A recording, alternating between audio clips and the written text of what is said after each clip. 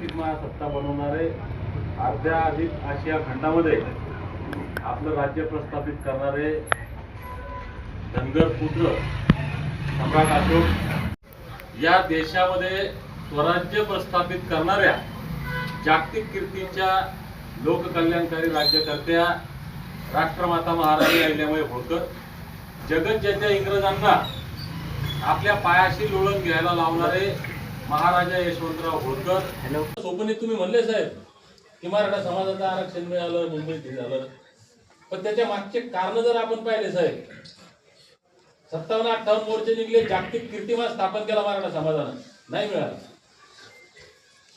ज्या वेळेस एक ताकदीनं समाज रस्त्यावर उतरला, म्हणजे गरीब असो श्रीमंत असो लहान मोठा शासन प्रशासनात काम करणारा असो शेतकरी असो उद्योजक असो राजकारणातला किती मोठा माणूस असो 50 लाखाच्या फॉर्च्युनर मधून आलेला असो, हे लोक तिथं फुटपाथवर हातात वडापाव घेऊन खाल्ले, रेल्वेच्या प्लॅटफॉर्मवर झोपले, पाऊस चालू होता आपण पाहिलं ते चिखलात बसले.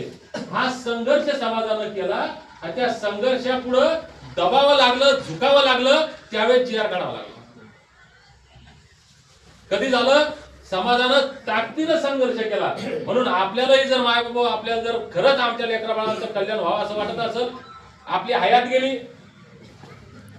इतकं वर्ष आपण लढतोय, आमचा इतका वेळ इतका पैसा जातोय, हे संघर्ष थांबला पाहिजे.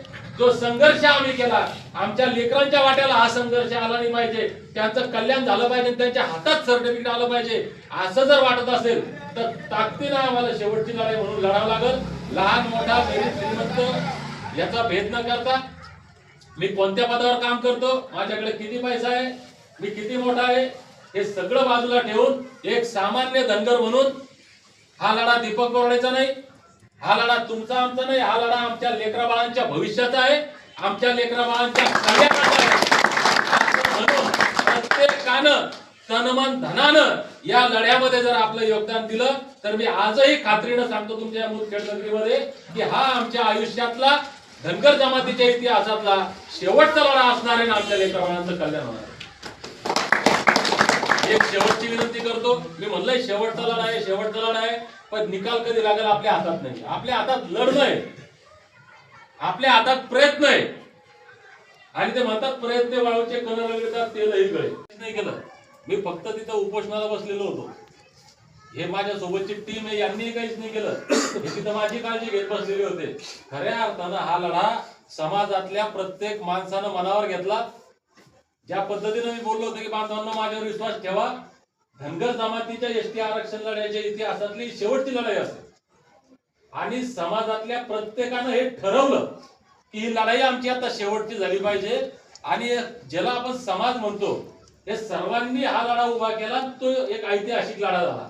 म्हणून या सर्वांच्या आभार मानले पाहिजे. मी म्हणलो होतो की हा शेवटचा लढा असेल, परंतु काही अपरिहार्य कारणामुळे तो त्या ठिकाणी थांबवावा लागला, पण संपला नाही.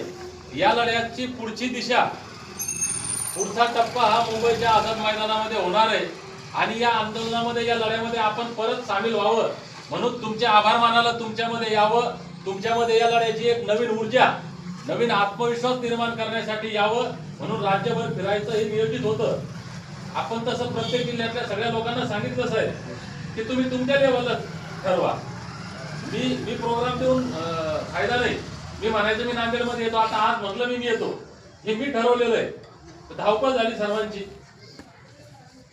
हे जर तुम्ही ठरवलं असतं गजीभाऊ वेगळं नियोजन झालं असतं की नाही, ताकदीनं नियोजन झालं असतं. आज तुम्ही इथं 100 लोक, तुम्ही लाखाच्या बरोबरीचे, पण ऑलरेडी लाख लोक जमा झाले असते.